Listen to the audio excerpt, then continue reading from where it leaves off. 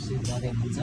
यस विदाई समारोहमा सबैजना स्टाफहरू उपस्थित हुनुभएको छ र विगत 1 वर्षदेखि हामीले साथमा काम गऱ्यौँ र यस्तो एक लिडरसिप यस्तो पाएका थियौँ कि जसले गर्दा हामी एकदमै उत्साहित थियौँ र कसैलाई पनि दबाब नभइकन कसैलाई पनि प्रेसर नभइकन हामी काम गर्ने अपर्च्युनिटी मिल्यो र यस सन्दर्भमा मैले यत्रो वर्ष लगभग 20-22 वर्षै भयो मेरो जिन्दगीको पहिलो यो होटल इन्डस्ट्री हो कि मैले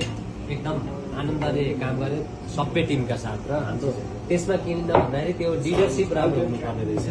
लिडरसिप राम्रो भयो भने तल अटोमेटिकल्ली त्यो एकदमै राम्रो हुँदै जान्छ र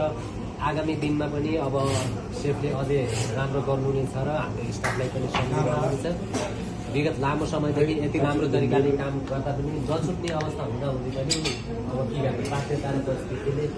हामीले पनि मन भारी गराएर बिदाई गर्नु परेको छ। अब त्यसको लागि र सधैँ सम्झनु होला हामी स्टाफको तर्फबाट हजुर जस्तो एउटा अभिभावक र एउटा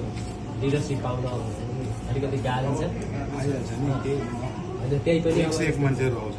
होइन मेरो आफ्नो होटल इन्डस्ट्रीको कुरा कोही गाली गलौज हुने कोही के हुने तर तपाईँको मुखबाट मैले आजसम्म एउटा पनि त्यस्तो